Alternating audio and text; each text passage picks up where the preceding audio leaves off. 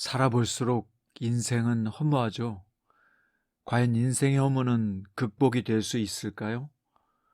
어떻게 살면 의미 있는 인생이 사라질까요? 오늘 본문에서 전도자는 인생의 허무를 극복하는 유일한 길로서 하나님을 경외하는 것을 실천하라고 말합니다. 그럼 하나님을 경외하는 것은 무엇을 뜻할까요?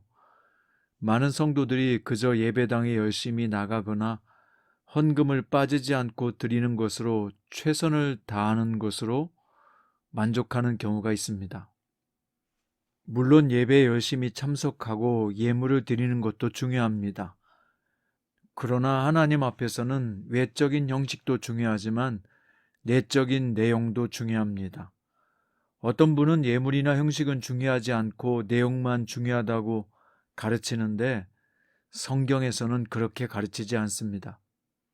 그럼 어떻게 섬기는 것이 하나님을 경외하는 삶일까요?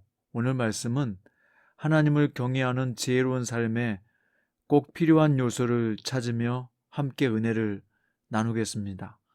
오늘 본문은 전도서 5장 1절부터 9절이고요. 그 중에서 1절부터 3절까지 읽겠습니다. 너는 하나님의 집에 들어갈 때 내 발을 삼갈지어다. 가까이하여 말씀을 듣는 것이 우매한 자들이 제물을 드리는 것보다 나으니 그들은 악을 행하면서도 깨닫지 못함이니라. 너는 하나님 앞에서 함부로 입을 열지 말며 급한 마음으로 말을 내지 말라. 하나님은 하늘에 계시고 너는 땅에 있음이니라. 그런즉 마땅히 말을 적게 할 것이니라. 걱정이 많으면 꿈이 생기고 말이 많으면 우매한 자의 소리가 나타나느니라. 아멘. 오늘 말씀의 제목은 많은 말보다 의미 있는 말을 하라 입니다. 우리는 오늘 본문 말씀 1절부터 3절까지를 해석하며 그 말씀 속에 들어있는 뜻을 풀면서 하나님을 경외하는 것이 무엇인지 나누도록 하겠습니다. 본문 1절을 세 번역으로 읽으면 하나님의 집으로 갈 때 발걸음을 조심하여라. 어리석은 사람은 악한 일을 하면서도 깨닫지 못하고 재물이나 바치면 되는 줄 알지만 그보다는 말씀을 들으러 갈 일이다. 여러분, 이 말씀은 성전에 나아가면서 하나님을 두려워하는 마음으로 자신의 모든 행동을 신중히 살피며 나가야 한다는 뜻입니다. 이것은 제사 드리는 자의 마땅한 자세이지요. 그러나 이스라엘 역사에 보면 예배자가 갖추어야 할 바른 자세를 무시하고 부정하고 잘못된 행실을 하면서도 성전에 나가 예배하는 자들이 있었습니다. 특히 이사야 선지자가 활동할 시기에 극에 달했는데요. 하나님께서 그들을 향해 헛된 재물을 다시 가져오지 말라. 성애와 더불어 악을 행하는 것을 내가 견디지 못하겠노라 라고 말씀하셨고, 너희가 손을 펼 때 내가 내 눈을 너희에게서 가리고 너희가 많이 기도할지라도 내가 듣지 아니하리니 이는 너희의 손에 피가 가득함이라 라고 경고하셨습니다. 하나님께서 원하시는 예배자의 자세는 어떠한 것일까요? 이사야서 1장 16절과 17절에 보면요.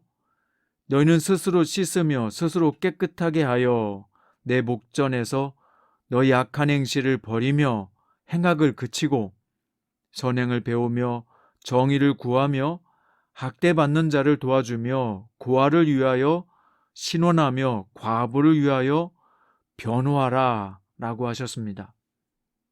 여러분, 이것은요 단지 솔로몬 시대나 이사야 시대에만 국한된 말씀이 아니지요. 오히려 예수님을 통해 새롭게 거듭난 성도들이 말씀을 지키는 일에 더 둔감할 수 있고요. 소홀히 여기는 경우가 더 많은 것 같습니다. 진리 안에서 자유다. 하나님의 은혜로 덮으면 된다라는 마음으로 죄를 가볍게 여길 수 있다는 거예요.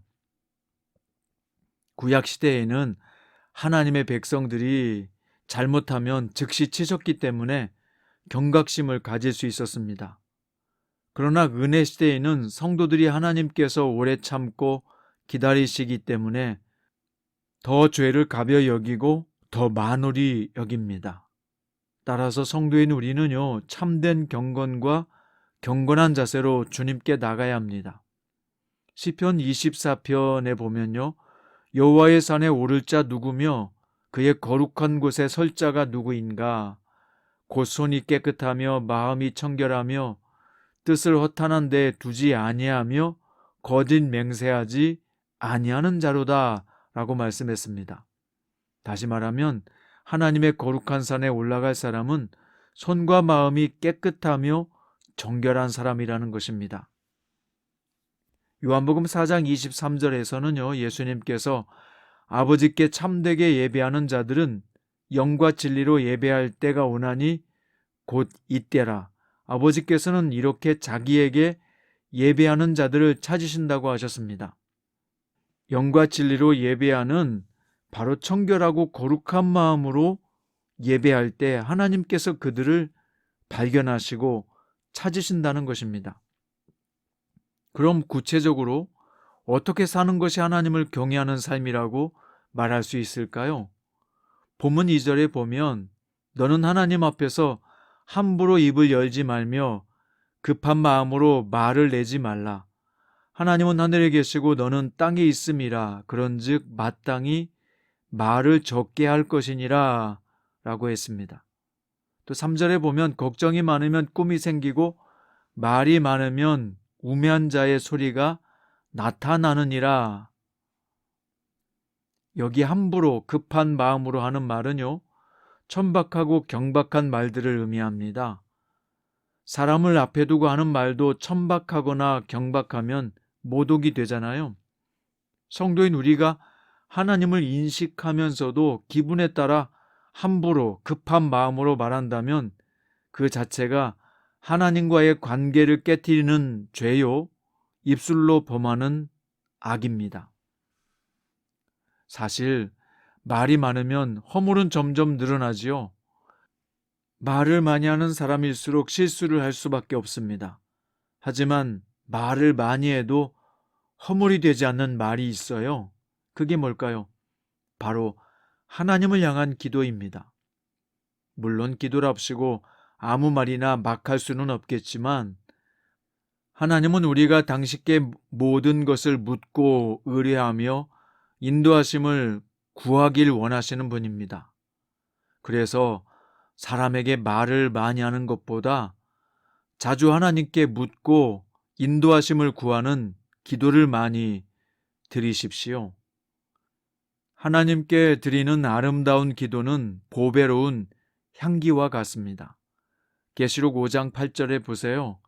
기도가 하나님께 드려지는 향기로운 냄새와 같다고 말씀했습니다.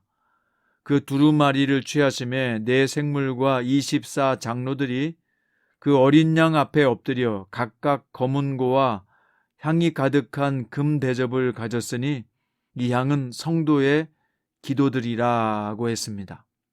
또 계시록 8장에 보면 천사가 많은 향을 받아 성도들의 기도들과 함께 보좌 앞 금단에 드리는 내용이 나오는데요. 즉 성도의 아름다운 기도는 하나님 앞에 향기로운 제물이 된다는 것입니다. 하나님은 성도들의 기도를 향기로운 제물로 받으시는 분인 것을 가르쳐주고 있습니다. 오늘 말씀의 결론입니다. 오늘 본문 1절부터 3절을 묵상해 볼 때 하나님을 경외하는 삶이란 무엇일까요? 예배를 드리고 예물을 드리며 외형적으로 하나님을 섬기고 예배하는 것은 기본이고요.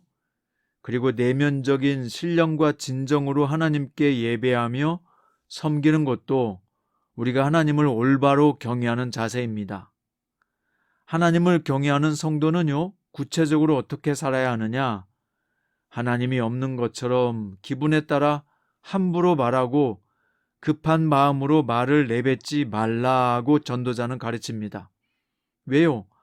그것은 사람이 자기 입술의 열매를 먹기 때문이거든요.